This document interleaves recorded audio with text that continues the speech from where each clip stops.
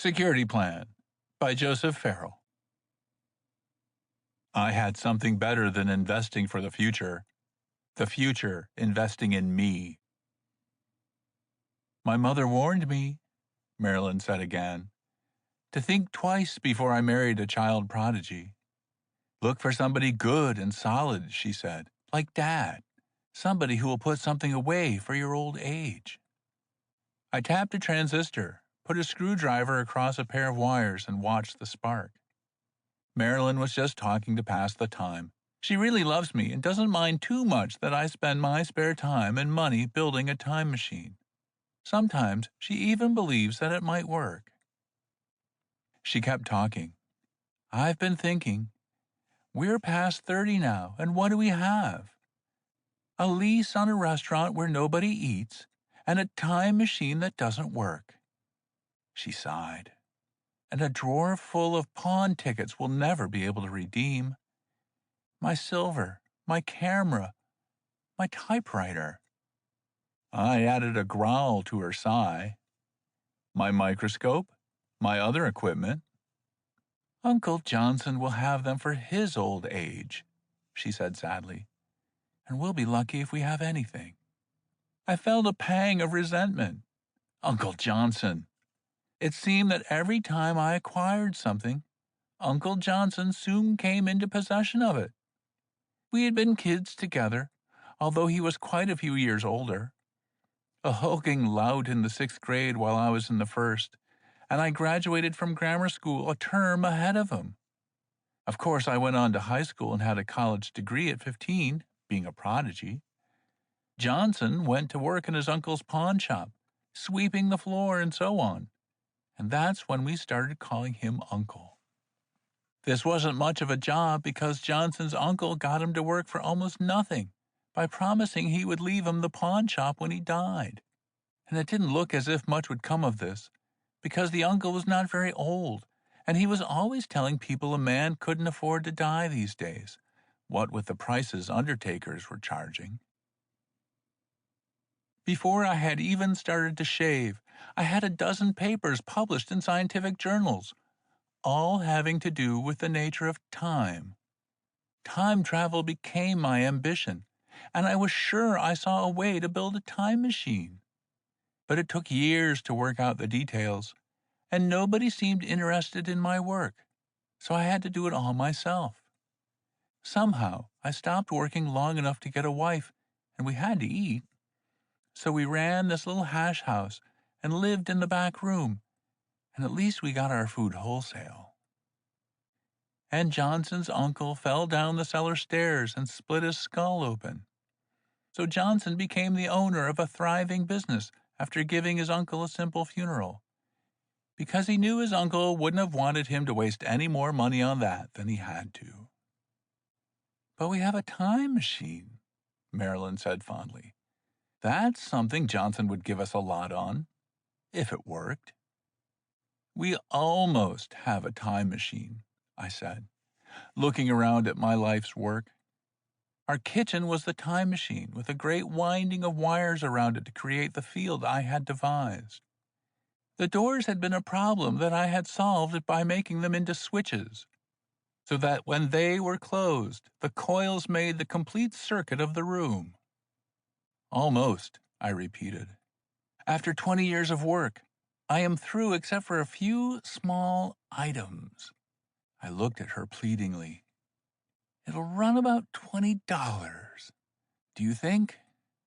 She didn't care much for the idea, but finally she slid off the wedding ring. You'll redeem this first thing, Ted, before any of the rest of the stuff? I promised and took off at a dead run. Johnson didn't have to inspect the ring. He had seen it before, and he counted out $20. That was the only item he'd give me a decent price on. He knew I'd be back for it. How's the time machine coming along, Ted? He had a little smirk, the way some people do when they hear I'm building a time machine. Get in touch with Mars yet? I have no interest in Mars, I told him. I plan to make contact with the future, about 30 years from now. And for your information, the time machine is practically finished.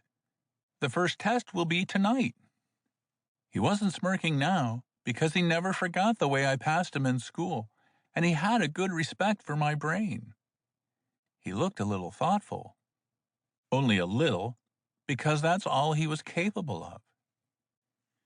"You get to the future, Ted. Suppose you bring me a newspaper. I'll make it worth your while. I've always treated you fair and square, Ted, now haven't I?" I looked over his shelves.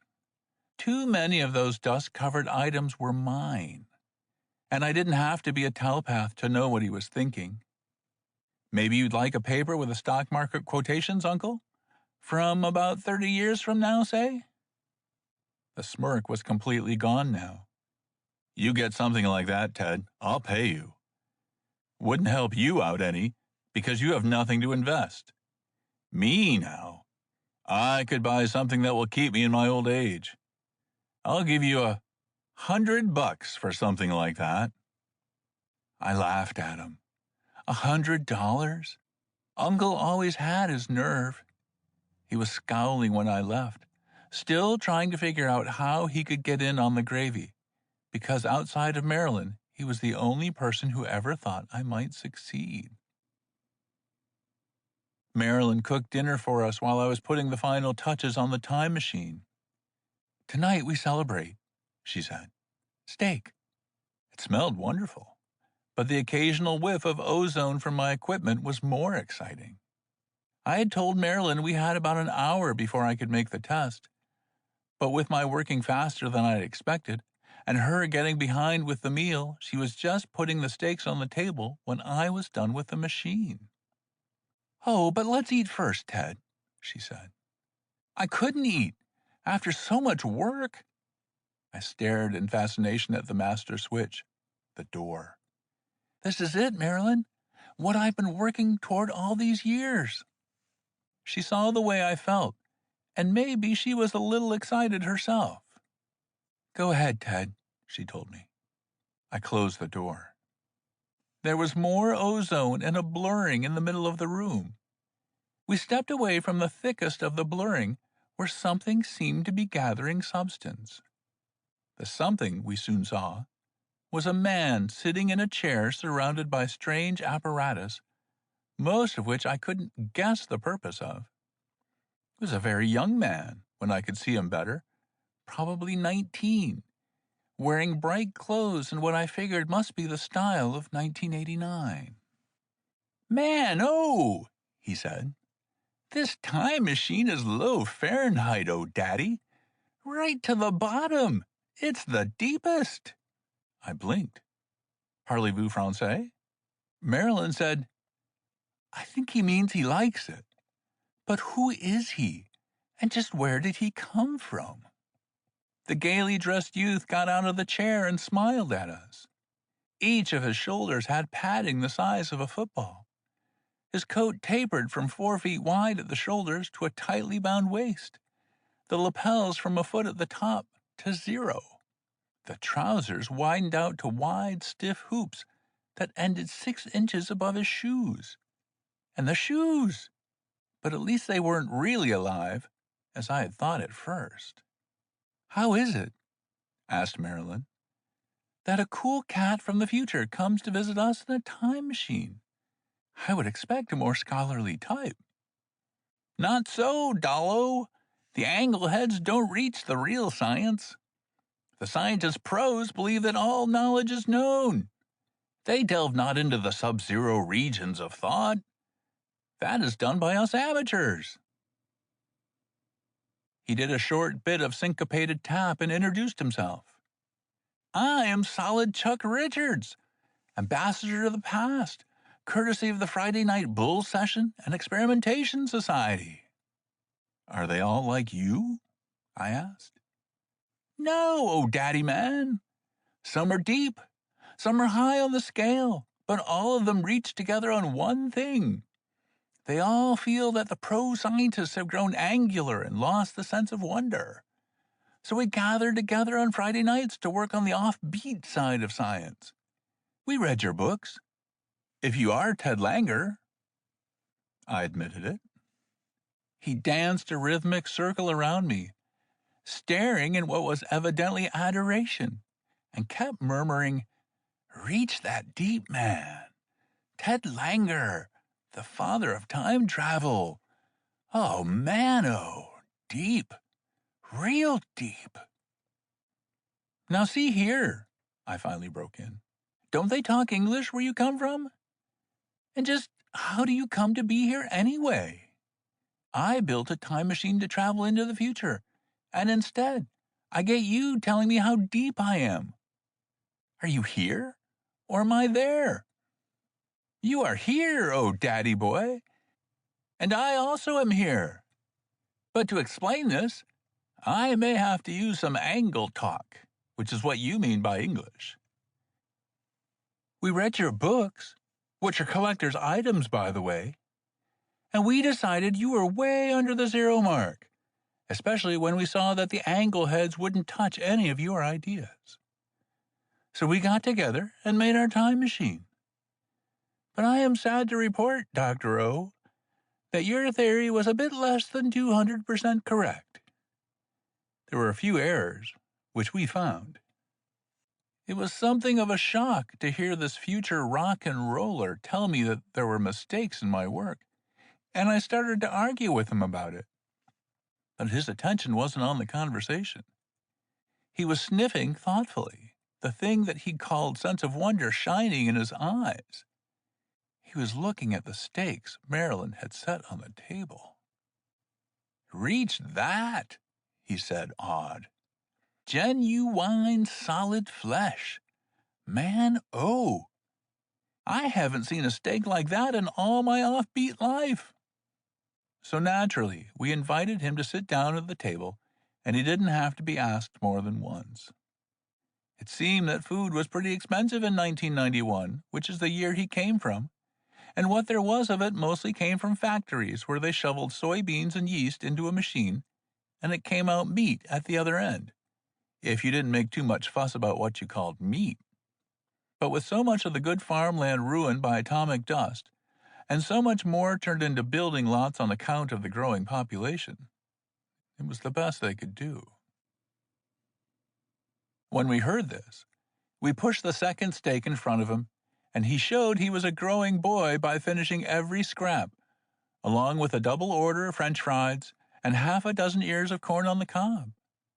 But he had to give up after 2 pieces of pie. He sat back in the chair, patted his stomach, and looked as if he had just won the Irish sweepstakes. He looked at the big refrigerator. When Marilyn opened it to put things away, his eyes almost popped out at the sight of the meat stored there. "Man, oh," he said, "you must be rich." Marilyn laughed. "No, not rich, far from it. We operate a restaurant, and that's our stock, you see." "Oh, Dallo, I should not have eaten so much. What do you charge for a meal like that?" "We would get 3.5 for each order," I said, diplomatically not mentioning all his side orders.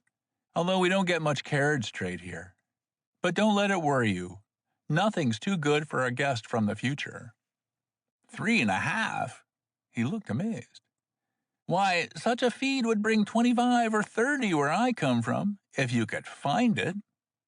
Let me pay, oh daddy friend, at least your price." And he pulled out some bills.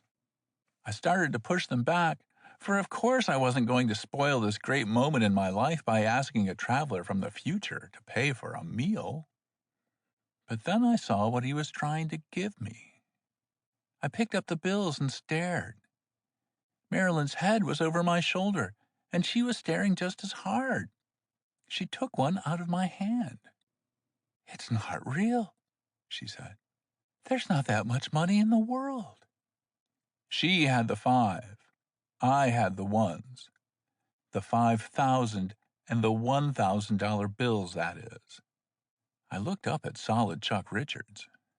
"When you said that meal would cost 25 or 30, did you mean 25 or 30,000?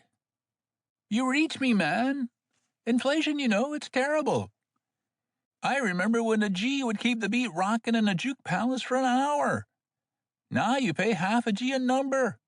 It's terrible." After we explained to him that the inflation was even worse than that, he decided it was something more than terrible. It seems he hadn't paid much attention to money in his younger days, though he did recall now that when he was very small, he had been able to get a good nickel candy bar for $20, but he hadn't seen anything smaller than 100 in some time now. "There should be a law against this sort of thing," he said indignantly. "It's enough to turn a man into an anglehead, the way they keep pushing up the price of fumes, and what they charge for Bulgy Sanders' records." He picked up the bills and looked at them. "But I think maybe we can find a way to profit on this, Daddy boy. I have a deep thought. We members of the Friday Night Bull Session and Experimentation Society will come to your restaurant and pay you 5 G's for a steak dinner, which is a fine price for you, but very little for us. In that way, we will eat good food, and you will gather a good bundle of the stuff of life." There was a thudding noise at the window. I looked over quick. Somebody was hanging on outside, off balance, as if he had been standing on a ladder outside and had fallen against the window. I ran for the door, forgetting it was a switch. But Solid Chuck Richards realized it. He dived back into his chair and called, "Reach you later, oh daddy!" He disappeared as I pulled the door open. The sudden flash as the time machine stopped operating reminded me about those switches on the door, but it was too late now. I ran out and around the side, just in time to see a figure disappearing up the alley. Sure enough, there was a ladder against the window. I didn't bother chasing the man very far because, after a fast look at him, I had a pretty good idea who it was. I'd speak to him later. Marilyn and I sat around looking at the big bills.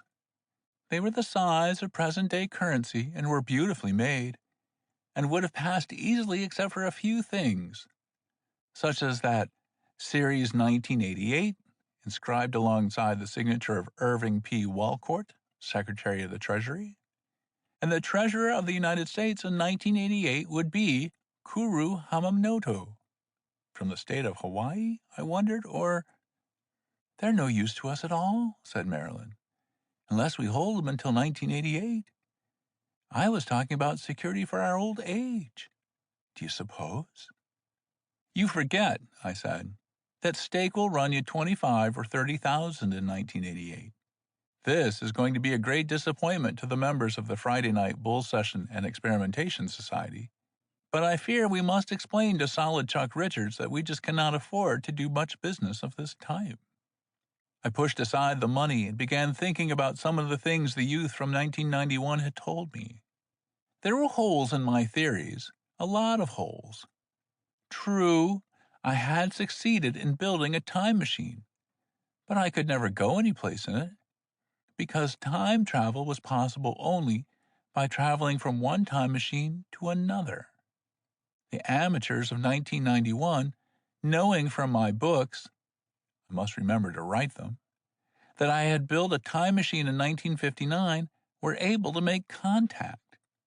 Solid Chuck Richards was selected by lot from several volunteers to try the machine. I met the other members of the society later and learned that and a number of other things from them. The reason Solid Chuck came back instead of my going forward made solid sense. I could see it now. My time machine had never existed in 1991. His had existed in 1959, or at least its parts had. I could overcome that problem if I had the full power of the sun for several minutes to work with, and a way to handle it. Then I could change things so that my time machine would have existed in the future. Even the verb tenses were going wrong on me. These amateur experimenters, it seemed, were considered a bit on the crackpot side, taking such pseudoscience as mine seriously. Not knowing enough science to realize that the ideas I wrote about were impossible, as any professional scientist would have, they followed them through. They tried to get in touch with me in their time, but I wasn't available, which saved me another paradox. Suppose I had joined the society and come back as a volunteer. but it was encouraging to know the reason I was going to be unavailable in 1991. Marilyn and I had gone on a second honeymoon on the first commercial passenger liner to Mars. And so, I told her, you don't have to worry about security in your old age. Tickets to Mars must cost a few $1 trillion. We won't be poor. Marilyn was still looking at the currency of the future. We will be, she said, if we keep selling steak for the price of soybean hamburger. By the way, Ted, I wonder who that was at the window. The answer came to me then. I put the bills in my pocket and kissed her. We will not have to eat soybean hamburger, oh doll, and I will take you to Mars for your second honeymoon as soon as they start passenger service. I am going out to make a down payment on the tickets right now. Uncle Johnson took the glass from his eye. He looked very tense, like a fisherman with a prize catch on a very thin line. It's good, he said, and his voice trembled a little. I suppose your time machine worked. Surprised, are you, Uncle?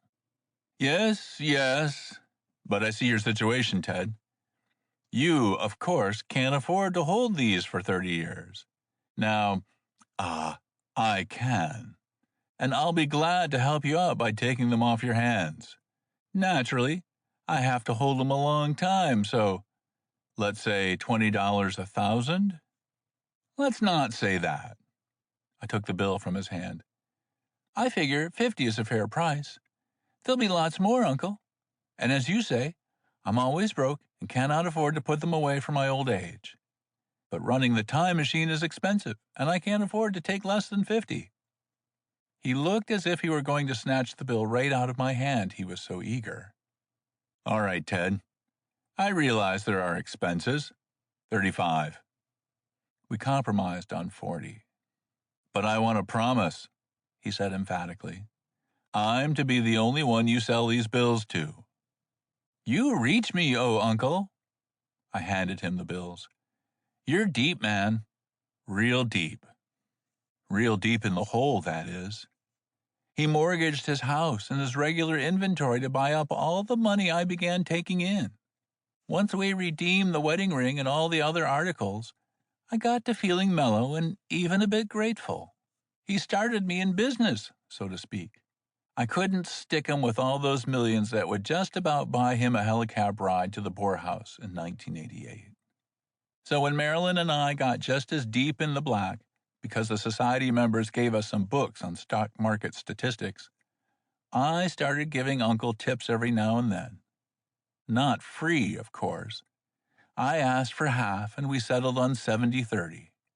With that, plus the ones I bought, both for now and the long pull, I guess we're the only people living today who can be sure of having a second honeymoon on Mars. Although solid Chuck Richards tells me he hears Mars is overrated. There not being a juke on the whole planet. And even if there were, you couldn't jump to any decent kind of beat in that low gravity. I wouldn't say so to solid Chuck Richards, but that sounds like absolute zero to me. End of Security Plan by Joseph Farrell. Read by Paul Hampton.